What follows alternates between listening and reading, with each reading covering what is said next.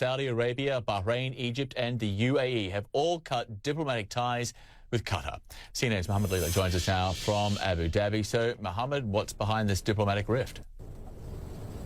Well, if you ask these countries, they say it's because they've been accusing Qatar of quite some time of supporting international terrorism, specifically a group called the Muslim Brotherhood.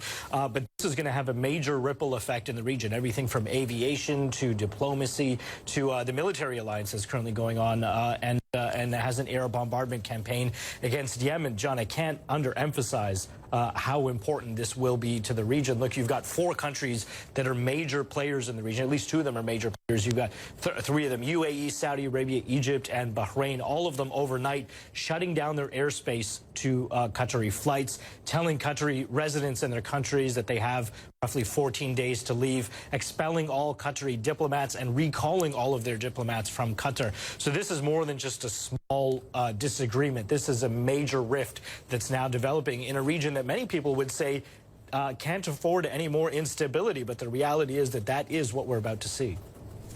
But specifically, though, it does seem to be that there is this allegation that on Qatar's official state-run news website, there was these remarks attributed to Qatar's ruler, criticising growing anti-Iran sentiment, which the Qataris said it was fake, it was hacked, we didn't do it. But that seems to be, what, the excuse or the trigger?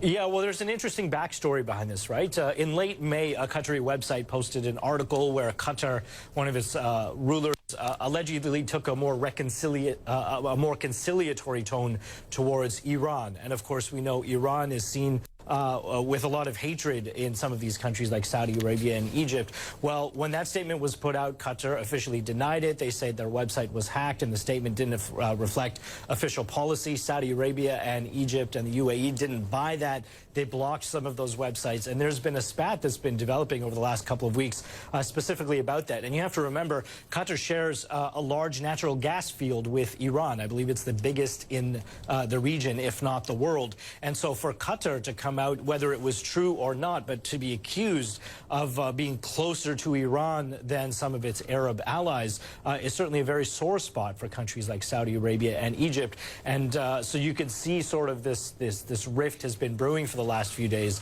last few weeks, really. And this is the latest step. But, you know, completely severing ties is something that nobody in this region really forecast would happen.